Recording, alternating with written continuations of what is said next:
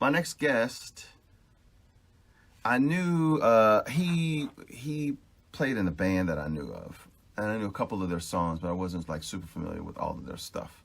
And I had this gig in New York, playing this like outdoor festival, and in my band it was Sean Hurley on bass and Rob Humphreys playing drums, and we were sharing like this Airbnb like apartment situation.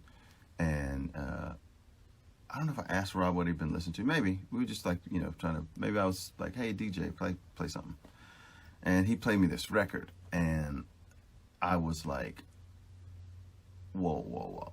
You got to give me that record." And he's like, "Oh, it's not out." I was like, "I don't think you heard me. You got to give me that record. That is like one of the best things I've heard in forever." And I badgered him for a long time, and he eventually gave me a download to the record.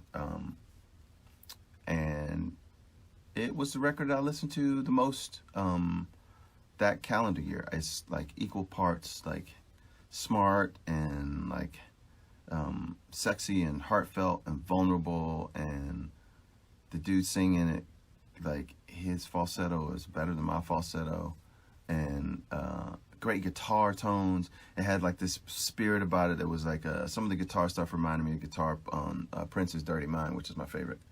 Well, Sign of the Times is my favorite Prince record, but Dirty Mind is definitely up there. It's got this kind of sort of punk aesthetic that I really love. Just really smart lyrics, and I was just like, I want to hang out with this dude. I want to meet this guy that made this incredible record. And then we met, and probably at the Hotel Cafe, and he just exudes cool in a very non-assuming way, but also just exudes this really, he has this joy and grace and like this really sort of generous spirit about him. And I just fell in love with his music. I played a couple shows opening for him.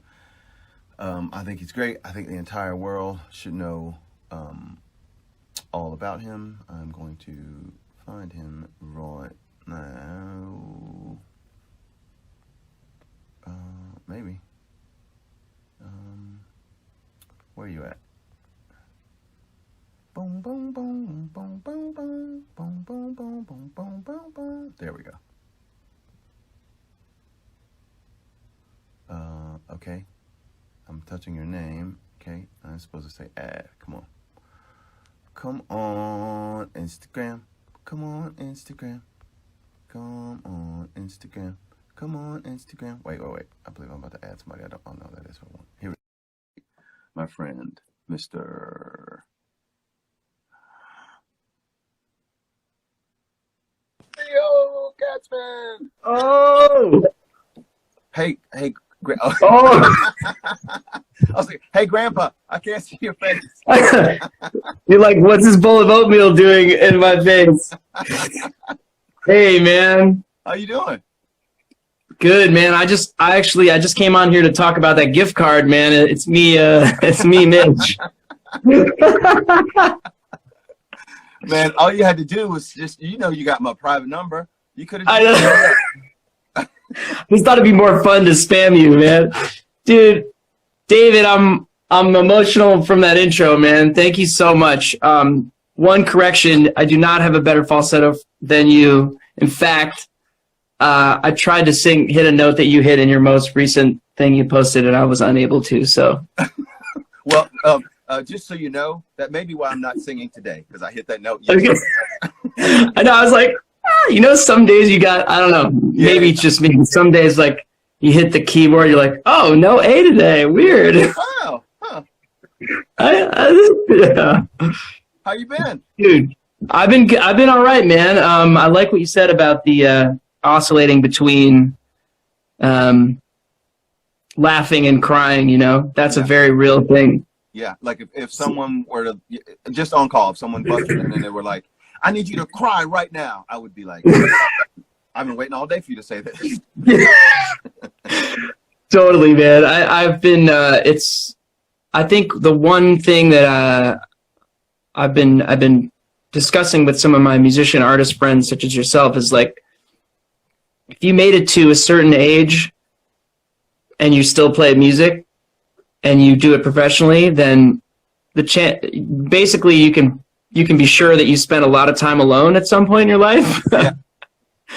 No matter how like social you are, but it's sort of like reminding me of I don't know, a younger, like way earlier time in my life with the guitar and like the basement and being like, Yeah. you know, I just feel kind of like a weird teenager in my room now, like eternally.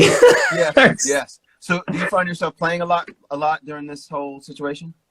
Well, I've been trying to. I just came off of a tour, and it was a long tour, and I was very lucky that we were able to play all of the shows minus 3 of them. So only 3 of them were affected. They were postponed, but you know, we're waiting to hear what the rulings are going to be on whether people can, when everything's going to open up again. You know. Right. So anyway, I came off that, and I'm like, I definitely wanted to. I basically had blocked off some time to like focus and try to regroup and get into some writing again. Yeah. And then this all happened. So I was kind of going to do it anyway. But it's certainly not now. The state of the world is obviously looming and just mixing with all that. So strange time. No question. I do feel I've been trying to be somewhat, you know, on my routine of the way I like to kind of get into it and see what's in there writing wise. And then if there's any time left over to practice, then sweet. But sometimes that takes the whole day. Other times I end up running scales for, you know, the same scale for an hour. I don't know. Right. it's kind of weird right now. Yeah. Yeah. You surprised me with the slide guitar thing on your last record. Like, cool. It's not like cool. It's not like I heard it and I was like, oh, look at him. He's been kind of practicing slide over the past. You like really playing the shit out of slide. Like, is there some other thing that you do that no one knows about that you do like a prodigy? Like, what are you hiding? Thanks, man. I've been in the closet with the slide for a long time. I don't really know why. I guess it's just, it's so hard. Yeah. And when I first heard Derek Trucks when I was in high school, and I like the way he plays is so natural and feels so much like a voice that I think I was like, oh, I gotta do that. Right. Great, I'll do that. And then it was like, I put the slide on the guitar, and it was like, oh my God. I was so brutal the first time that I just didn't even try. Like, put it down for literally years. Especially after like if you started your career or whatever, or you're fairly proficient playing fretted guitar, and you're like, I kind of got a thing. Like, I'm not a beginner. I play like a real person. And then you put a slide on the first time, you're like, this is horrible. Yeah, it's a brutal transition because exactly if you were like starting out and you were like a kid and you never played and that you sounded bad on slide, you'd probably be like, oh, whatever, you know. But yeah, when you're coming from somewhere and then all of a sudden it's like, I can't even get this, I can't make a note on this thing.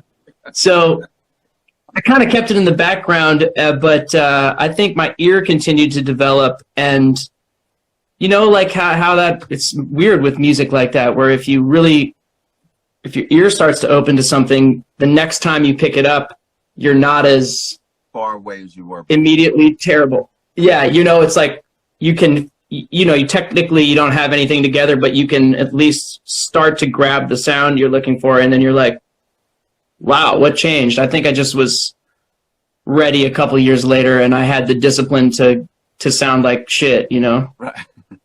To go through the other side, yeah.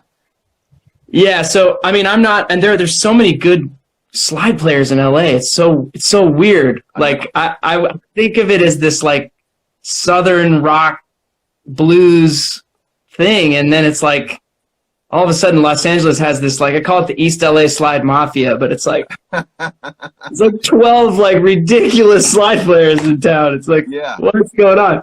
I feel like I mean, everybody. There are tons of people that feel like Derek's like the greatest of all time. Certainly one of the greatest that are doing it right now. Sorry, I lost you there. The internet got weird. What'd you say? Who's one of the greatest doing it right now?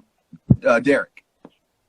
Definitely. Part of what made him great and made people perk their ears up was like he used he made it not a blues thing necessarily. I tell him all the time that he's one of my favorite singers because he plays just like a singer. Completely. That's a great way to say it. And I think he's just opened up people's ears to the idea. It's like, oh wait, this doesn't have to be a blues thing necessarily. It's just it's another way to sing, in essence. Absolutely. Which is it's so. Are you seeing me still, by the way, or Yes. I'm getting a little? Okay. Okay. You look pixelated, but you're still beautiful. I guess to answer your question, I think all the tricks are out of the bag now for me. I've been playing a lot of piano in the last couple of years, more of as a writing tool. Right. But I noticed that I'm developing a bit of a voice on it. I'll never be like, I don't think I'd do a gig on piano to be like, yeah, I got you. Sure. But I do take a lot of, I'm really enjoying it, Now, I mean, do you listen to piano players? Like when I play piano, I don't really listen to anybody stylistically and go, oh, I want to do that thing. Like it's literally building blocks for songs. Is there a piano player that you listen to and you're like, oh, I want to figure out how to do their thing? Not really. I'm with you on that. Yeah. Except that there are moments of like that I'll pick up and go like, oh, whoa, that's a Stevie thing, or oh, that's a Donny Hathaway, like, the way he goes like, whatever that specific. There are things that'll come up and then I'll find myself going, what is that? And depending on the technical hurdle, if it's like, oh, that's the next 3 years of my life, then I might bail, Yeah. But if it's the guy that I've been playing a lot with, Lee Pardini, who from the band Dawes, he's an amazing piano player, and just being on the gig, I find with somebody like Lee or Woody from Wolfpack or Joey Dosick, who I know you know. Yep, I just saw him here. Hey, Joey. Oh, sweet. And also playing with Charles Jones a little bit, who's an absolute monster piano player. I just start to like notice that I'll do something and I'll be like, oh, I think I picked that up from the guy on the gig that I was playing with. Right. So that's kind of fun. But no, I'm not really trying to dive into it. But like you said, in terms of building blocks of music, especially coming from guitar, there's this weird feeling of like, you get down to the piano and you're like, oh, this is where music comes from. Yeah, for sure. I love the like people sometimes ask, oh, should I have my kid learn piano or guitar? And I was like, I love the finality of the piano because there's one middle C. There's only yes. There are multiple, like the guitar is sort of prismatic in that there are things that lie on top of each other and they're, slightly different versions of the same note, which is cool in its own way. But just the fact that the piano has everything, it's just all laid out, and here it is. Totally. It makes you, even just looking at it with whatever knowledge you have from the guitar about music theory, if you will, or just your understanding of Western music harmony, whatever you want to call it. Right. You just look at the piano and your brain goes like, oh, everything starts to make sense. Inversions make sense. Right. Like, it just all makes sense. Yeah. And I remember I really only wanted to play guitar. I just wanted to play an instrument so that I could write songs. I never wanted to be I'm early 50s. So when I was a kid and thinking about playing guitar, it was mid 80s. So it was like big time hair metal. Eddie Van Halen was everything. I was a huge Van Halen fan. Wow. And like Steve Vai, just like virtuoso guitar players. So I could either have gone that route, or there used to be this show on Sunday nights called Michelob Presents, and it had a house band that was David Sanborn, Omar Hakim, Hiram Bullock, Mark Miller, and they would, they would play like some kind of jazz thing or whatever, and then they would have like either a pop artist or just great artists, or like artists that you never heard of come on, and they would play songs. And so that was my jam, because I was really big into like Sting, Dream of the Blue Turtles. So I really loved, I love Omar, whatever. And I was a huge Miles fan. And one time they had Pop Staples come on. Mm-hmm. And Pop Staples just came. It was just him.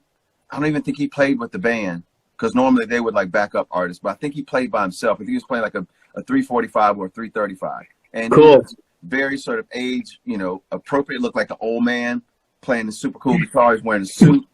And I was like, at the time, I was kind of in this kind of punk rocky band where we were like jumping off stages and running around with our shirts off.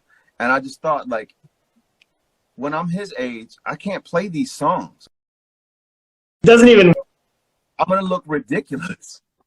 And I just remember thinking, so I don't want to play the guitar that's necessarily all of this stuff. I want to write songs. And so I chose guitar because I could stand there and do it by myself. And I also thought that keyboard players were, I didn't like the girls that keyboard players got. This is a very particular thing when people are like, I feel like the instrument is sort of like the analogous to your haircut or your facial hair. Yeah. Like if you're a guy with, if you have like a huge, just ridiculous beard, it's like that is a make or break thing for the kind of people you're going to attract. But there are people that are going to be like, that is my guy. And it's like, yes, where do that? Like, it's like some people are only going for the bass player. It's like, right. Respect. That's a certain kind of lady. Like, I want a girl who would expect me to have a motorcycle. Even though I didn't have a motorcycle, I expect that I would have a motorcycle. Like, girls that were into the keyboard player, like, they like jokes that I didn't like, and I don't know, it was a different thing. No disrespect. And I don't think that I had all of this completely thought out at the time, but I know in the back of my mind, I was like, when I see that a group of people hanging out. Yeah, this is a really, yeah. That's so funny, man. Well, you did go with the guitar, man. I'm glad you did. And I love the voice you have on that instrument. And I've always felt like you're one of the most compelling solo performers, though I obviously love you with a band too. I was going to ask you what that journey is. There anything that do you have a certain feeling of being like closer to home at solo or with a band, or is it just depend? Because not everybody can play solo. I think not everybody even writes songs that work solo. Right. Yeah. And it's actually kind of forced me to write in that way, which I don't like. I don't like being forced into any corner, but that's a different, okay. That's a different show. Okay. Depending on the band and who I have in right. it, you're like picking up guys who I can afford, who's around, who can do rehearsal or whatever. So it isn't always the same band. There are a lot of the same pieces. So depending on the band, I have a certain level of nervousness about being able to deliver what it is that I want to deliver. All the way down to, like, you play Hotel Cafe, which is, we both play there and have played there a lot. I just love it because it's so small. But I think about if I'm going to do that gig there, I got a bass player, I got another guitar player, I've got singers. About, am I going to be able to hear myself? Because I'm so used to, when I do my solo stuff, dynamic performer, like I can make it really soft and then bring it up. I like to explore the entire dynamic range. And if my voice is tired, I could just sing in a certain way that works for those songs. But when I'm playing with a band and I'm dependent upon this new X factor, which is being able to hear myself over all of these people while making sure all these other people can hear themselves, it's just a whole different head trip that it's just the nervousness between the time, the walk from the dressing room to the stage. When I walk from the dressing room to the stage and it's just me, I'm like, it's going to take me 45 seconds to figure out what the monitors sound like, and then I got it. Like yeah, totally. Cool. But like walking to the stage with the band, I'm like, oh, I hope the guitar's not too loud. I hope, like there's there's a lot of variables. Yeah, a lot of variables. But I love them both. I love them both equally. Sure. The Buckley at Shanae record. Was sort of a watershed record. I'm a huge Buckley fan. I think as anyone can tell you. I didn't really love that record. It just, I don't know, something about it was a little bit weird. But I love the fact that this guy could go and present these songs with just him and a telly, and it's like, oh, that's a new thing that I'm now allowed to do on on an electric guitar and on a Telecaster too. Like right. Yeah. And I love I started out kind of doing the acoustic solo thing after I kind of got out of my kind of punk rock band.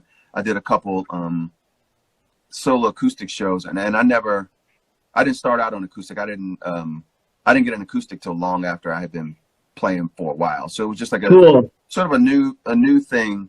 I always love that, by the way, just real quick, finding out what guitar players started on acoustic or started on electric. How about you? I feel like I started on acoustic only listening to like Hendrix and people playing electric. And so I was always just like, when I actually got an electric, it took me literally years to not like beat the shit out of it.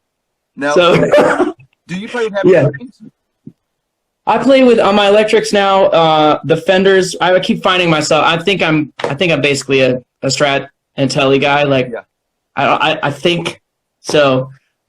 Just from that's what I started on. I don't feel like any of my pedals even. I don't even know how to make them work with anything. With like my 335. I saw the thing you did the other day when you were playing yesterday, Shutting Down, with the auto filter. Yeah. And a little bit of like little dirt. Ooh, I was imagining my Strat version of that, which I have set up right now. Yeah. And as soon as I plug the Gibson into it, it's just like it sounds like death metal. Like I don't know what I'm doing. So yeah. So I play with tens. Okay. Basically. What about you? On my 330, I actually play with 12, but I'm tuned to E flat. Cool. That's cool. And it kind of gives me a little bit of I don't know, I need a little bit of give, because like from my kind of punk rocky days, I just played hard because everything was so loud and fast, and I couldn't do light strings because I would just pull them out of tune. Totally. Right now with the quarantine, I borrowed a Strat from a friend that has like, I don't know if these are like 9s or something, and it's super low action.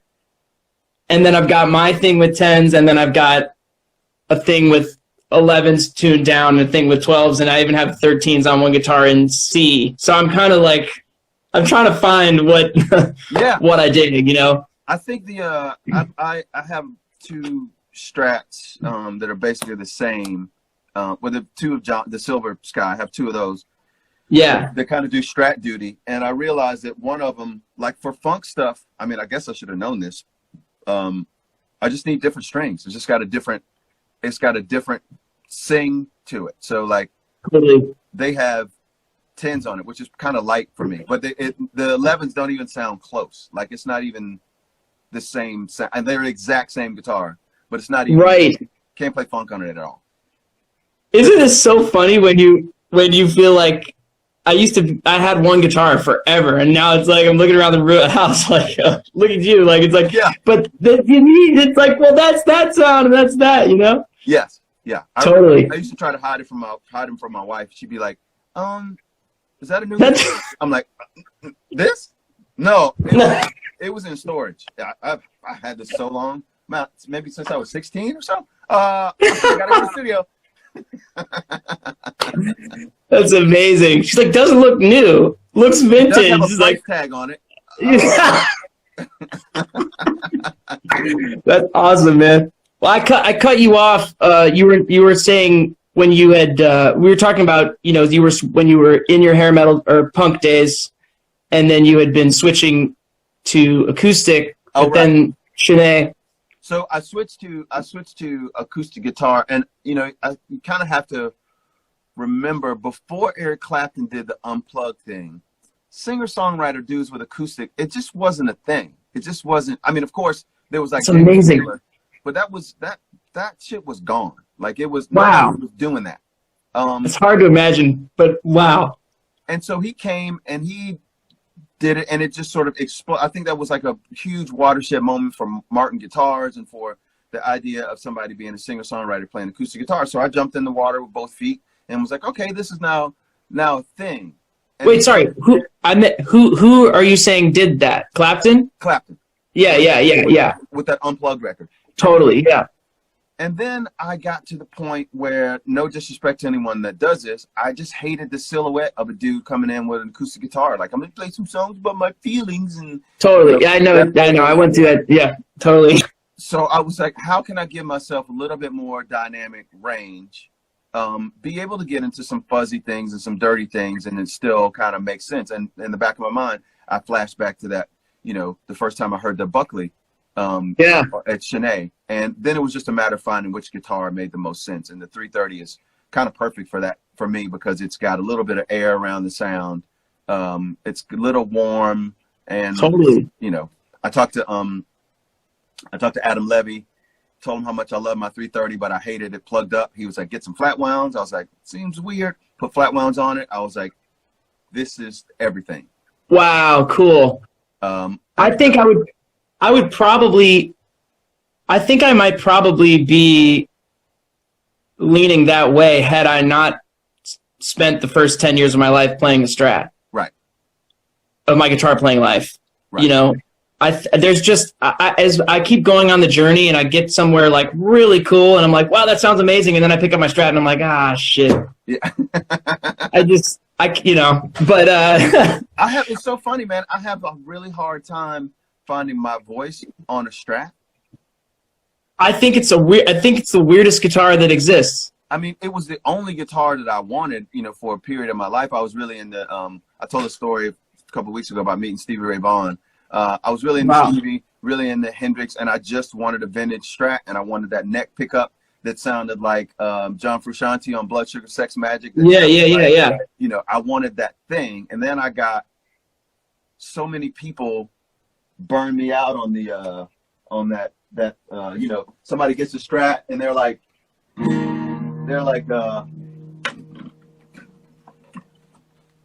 they get the Strat and they're like right. And I was like, oh God, I hate that sound. So I know what you mean. Eventually, I kind of put it down and I picked up a Telly, and I actually think the Telly is the perfect electric guitar. I think you're probably right. Do you know Mason Stoops? Yes. Dude, Mason is I recently was like, Mason, I'm ready to check out a Telly, Yeah. And he's like starts sending me all these reverb listings. And I'm with you, man. I got one and I'm like, this is the electric guitar. It's open in all the right ways. You can kind of get a warm, woofy thing, depending on what you do, the neck pickup, and you get this wiry thing with the, I feel like if you could, any record you can cover music from the Big Pink in its entirety, and also do slides, There's a Riot Going On, that's probably a pretty cool guitar. Hell yeah, dude. So what are you listening to now? Say it again. One more time. What are you listening to now? You don't like the conversation? No, somebody said this conversation is boring. But then someone said it was amazing. Yeah, so I think, man, I don't know if people realize what that does to you if you're a sensitive person, which if you make music, you probably are. It's so hard to see all the comments all the time in general in this life we live. Try not to watch them, but it's like, oh. Man, Reverb anyway, I got a notification yesterday that Reverb was going live now. So I got on this thing and saw this girl playing. She was singing to tracks, and she was wearing like this latex kind of suit, and she had these weird lights that looked like a bad 80s thing in the back. And the music was not my thing at all. Dare I say, it was not very good at all. Okay. But then there was a guy in the comments that was like, this fucking sucks. And I wanted to be like, yo, man, like, how is that helpful? To like, you think she's gonna read it and be like, oh, I should be playing other songs, or like, you're like, you know, right. You can totally ruin your whole thing. But for me, I'm kind of only half looking at the comments, because this is the most quiet surroundings. You and I have had a conversation in I don't know how long, so I don't That's true. I'm with you, man. No, I think most people too. Right now, I've been. Are you familiar with Foy Vance? Yes. Have you heard his album To Memphis? No. It's really good, man. He made 2 records. I think one of them he did at Muscle Shoals, and I forget where he did the other one. And one of them's kind of like a pretty throwbacky kind of like Muscle Shoals soul kind of thing, and it's definitely really good. But his To Memphis, this album, so that was called From Muscle Shoals, and then the other record was called To Memphis. Okay. So this one, To Memphis, is like really, really cool. I think I'd be really curious to hear what you think of it. It's very raw. It's all, I think they did it in like a day. It's all like band in a room, and he's like really going for it. And the songs are excellent. Very, very soulful. So that album kind of just like, it kind of like slapped me in the face with like getting back to the raw. I mean, I think they did it on tape too, which is a bit of the, helps for me, the tape workflow of like, this is the take, or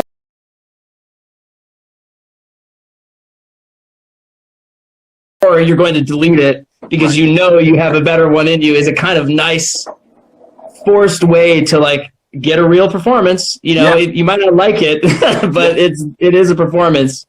So I'm trying to figure out that's been an inspiration recently. What else? I mean, I've been spending a lot of time. I find that when I'm like writing or I'm playing or I'm trying to explore on the instruments or dial in sounds or whatever, I'm not taking in a lot of other music. I'm mostly doing it myself, and that's where my headspace is. I did also. What's up, man? Close the door. Hendrix. All right, sorry about that. How's that about it? How's that for a cool name? Oh man, he's got a lot to live up to. The Hendrix Harris? Yeah. Woo! Yeah. When he comes in with a neck tattoo, he's gonna be like, "Dad, you think I was gonna be a banker?" At like 40. It's like it's like you started this. That's a great point, man. That's a great point. Yeah, so I think Rhett Madison, who was opening for me on my most recent tour, I'm producing her record, and we're kind of chipping away at that, and just was working on the mix remotely with the mixer. And so, I had that new material in my head a lot. So, I mean, sometimes, as you know, when you're writing and you're producing stuff, that might be like 8 hours of music that day. Yeah. And so people are like, have you heard the new blank, blank, blank? And I'm like, no. Or people are always like, what's cool? You're a musician. What's the new music? I'm like, Stevie Wonder. I don't know. Like, I don't know anything about it. I have no clue what's going on. Yeah, it's interesting now that you mention it. I find that I get most of my inspiration. Well, some of it I guess is sort of bougie, and I don't mean this in a way that is no, go there. Like a lot of the people that I look to for inspiration, I actually know. Like they're actually my friends and my people. Exactly what I would say.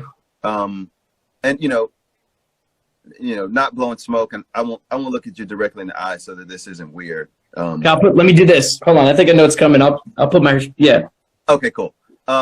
Your last 2 records, I think about and I reference either sonically or melodically or in some way in a lot of what I'm doing. I just think they're really, really great records that sound absolutely timeless, which is for me, it's the ultimate compliment to make timeless music. Man, thank you, David. I love you, man. Man.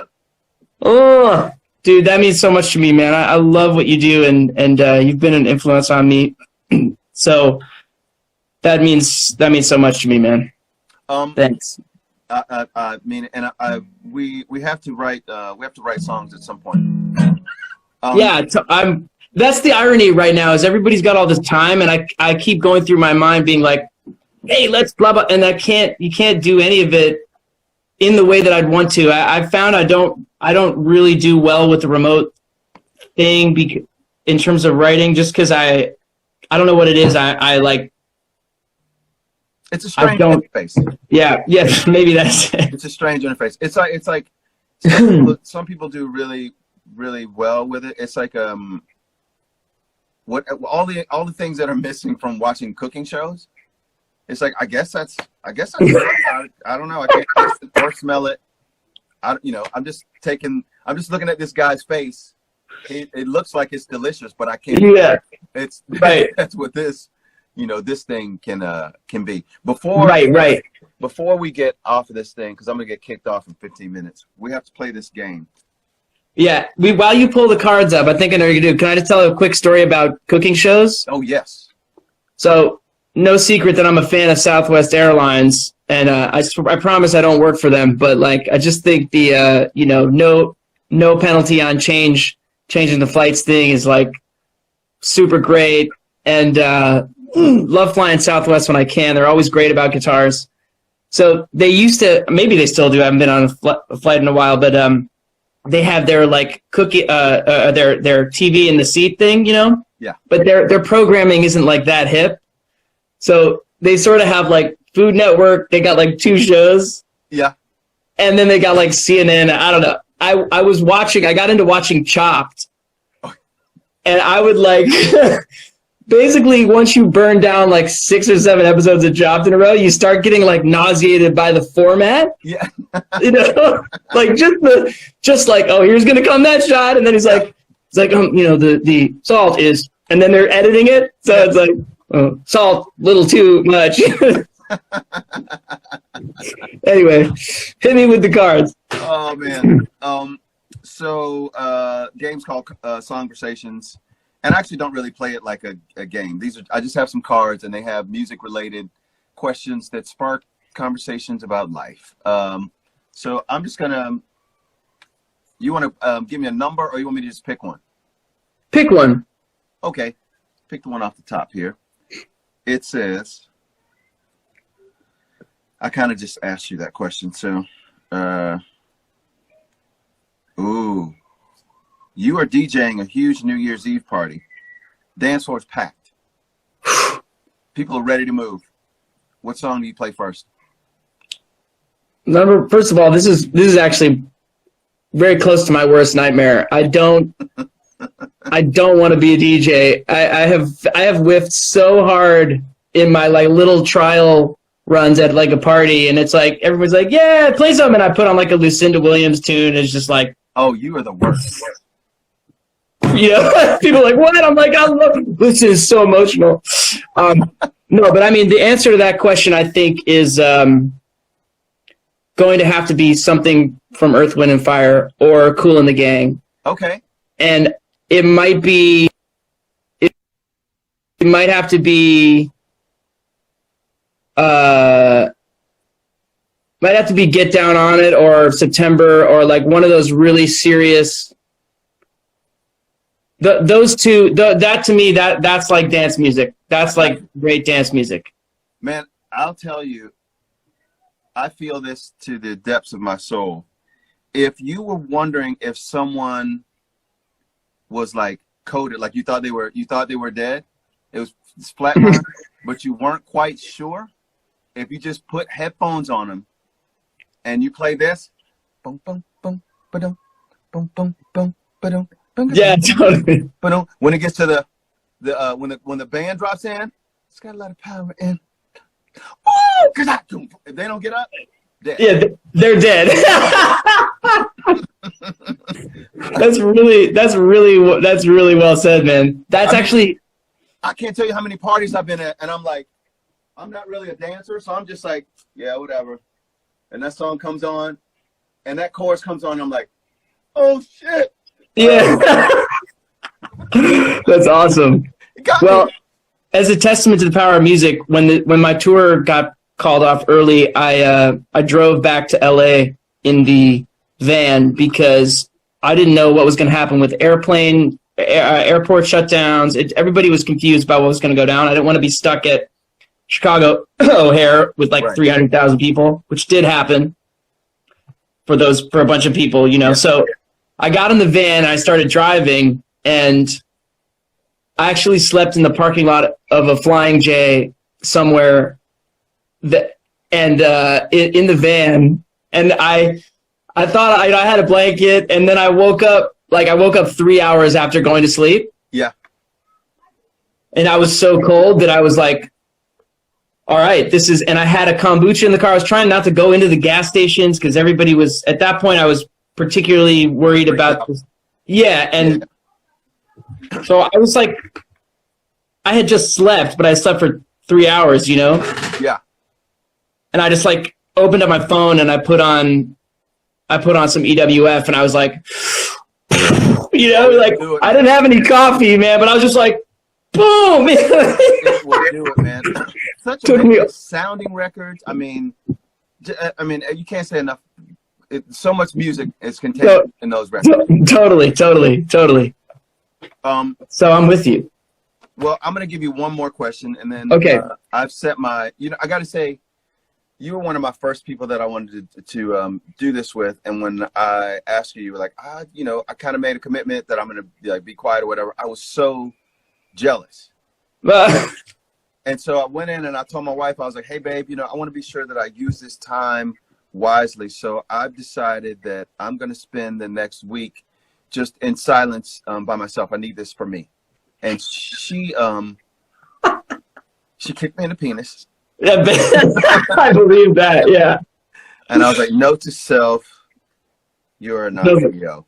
Doesn't work. Well, yeah. I'm also not married, and I don't have kids or any responsibilities to any other humans in that way. So I was very grateful that you understood. I felt like such an idiot for those of you who don't know. David asked me to do the show, and I was like so excited that you asked it. I was like, hell yeah, when? Tomorrow, like Wednesday, hell yeah. Like, and then I was like, oh man, remember when you just committed, to no internet for like a week or whatever, because you're trying to, I need that time after a tour to just figure out even how to do my laundry again, Yeah. Sure enough, you were like, all good, man. And then we're doing it now. So I appreciate that. I totally got it. And I was glad that you sort of stuck to your guns. I say yes to everything. And I've just in the past couple of days, a couple of people have asked me to do sort of online show things. And I was just like, I don't really love the format. I don't think it sounds very good. When I hear it back, I'm like, I don't like the way it sounds. I don't feel like I have any control over the presentation. It's like glitchy, and I'm sorry, but I don't want to do it. I feel terrible about saying it, but it's like, it's okay.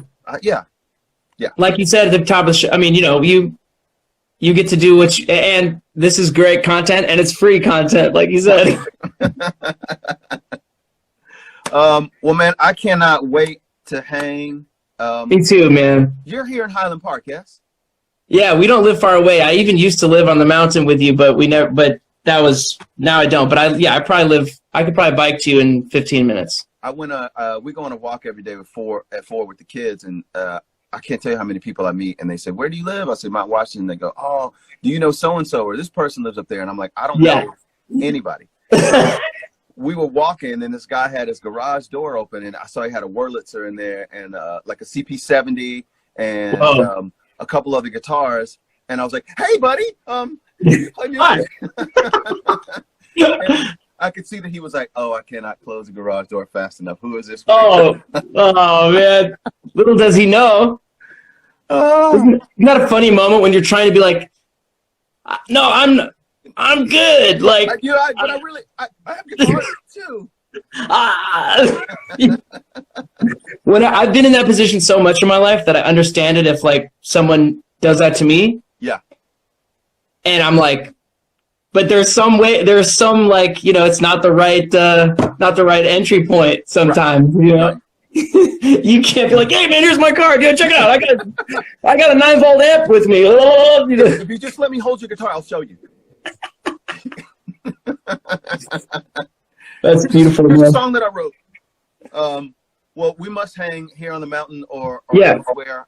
Yeah, man. Whenever it's cool, like I'm chilling. So yeah. Well, those of my people that don't know who you are, this is Theo Katzman, ladies and gentlemen. Thanks for Look him up. Just fantastically groovy, heartfelt. I love the spirit of the new record. Like it had all the elements of a not really a protest record, but just like a record that feels like this is what I feel like right now. It yeah, great record. And then Heartbreak hits. I mean, that record is a classic. That record will be, this is going to sound maybe not as great as it should, but I think it will always be in my top 20. I mean, you got to think, I'm 50, so I'll probably have like 4,000 more records. So that's huge, man. I mean so much to me, man. Great record, man. Thank you, brother. I love you, man. Thanks, brother, David. Let's do this again when there are not a bunch of people in the room. I love it, man. Thanks for having me, bro. All right, man. Have fun. Cheers. I'll talk to you soon. Later, man. Bye, y'all. Thank you.